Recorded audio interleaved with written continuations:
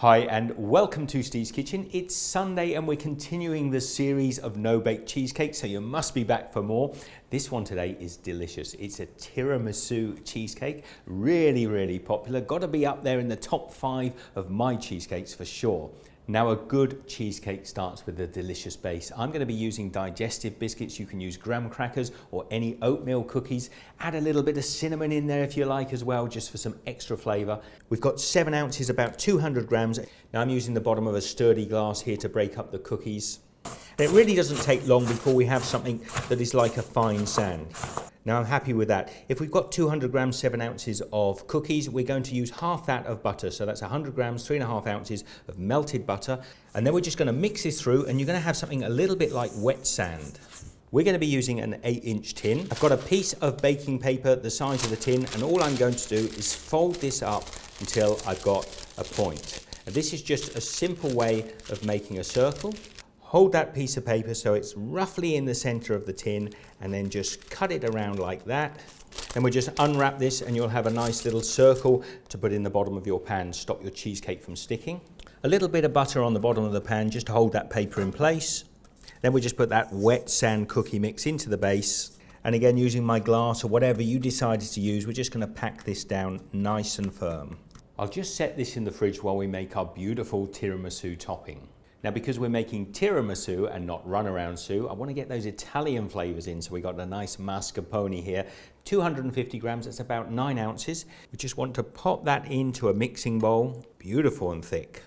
250 grams, 9 ounces of cream cheese and 1 cup of confectionery or powdered sugar. I want to get my vanilla flavoring. I'm going to put about a tablespoon of vanilla into that.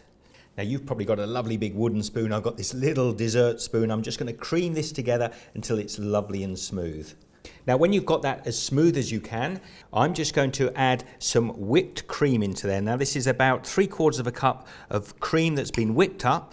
Now I did wonder whether I should add coffee into this part of the cheesecake, but I've decided to leave this without the coffee flavouring, so I got a nice contrast. So I've brought my chilled cheesecake base out of the fridge now. We've got our mix here, and what I'm going to do is divide about half of it into the pan. And then we just want to smooth that over nice and even. We're just going to knock that down, hopefully get the cheesecake right into the corners. What I'm going to do now you've probably got a tea strainer. I've got this huge strainer because I'm traveling, but I'm just going to take cocoa and liberally shake it over the surface. Now this is an unsweetened cocoa. It doesn't need to be sweet, can be if you like. Next, ladies' fingers. No, Steve, don't sit and eat all the biscuits. I've got some coffee here, a little bit of espresso or even instant coffee. Now, you can actually mix coffee with a little masala. We just want to dip those in very quickly. Now, they do get soggy, so work quickly and then just lay them across the top of the cheesecake. If you can, try and get the fingers pointing towards the outside of the tin. Now what I'm going to do, again with my huge tea strainer, I'm just going to put a little more cocoa over the top of this. And then we're going to spoon the rest of our cheesecake mixture on top and just push it into the corners. Now, a little tip for you. Don't dust the top of the lady fingers. I think dusting the bottom will be fine, but if you dust it, it's lifting it up. So you live and learn. But I'm just going to flatten this over. Then I'm going to set this in the fridge for an hour or so just to firm up nicely. Okay, so the cheesecake has come out of the fridge. It's chilled nicely. Now before I open it up, what I'm going to do is just dust it over again with this cocoa. Now I will say, the cocoa here in Malaysia is absolutely delicious and I'm not sure why.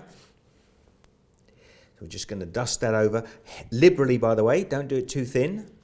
Then I'm going to release the side of this spring form.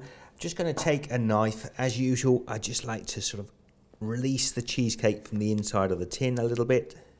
Take the spring form off, and hopefully we've got a beautiful cheesecake. Now we're just going to gently lift the cheesecake off of there, and hopefully the paper will let it release nicely. Oh, now it's not the perfect size plate, but it will do. Now we haven't finished yet. We're going to decorate the side. Take lady fingers and just cut them in half. Hopefully they're going to fit just about right. And we're going to use the stickiness of our cheesecake just to make a beautiful little design around the edge like so.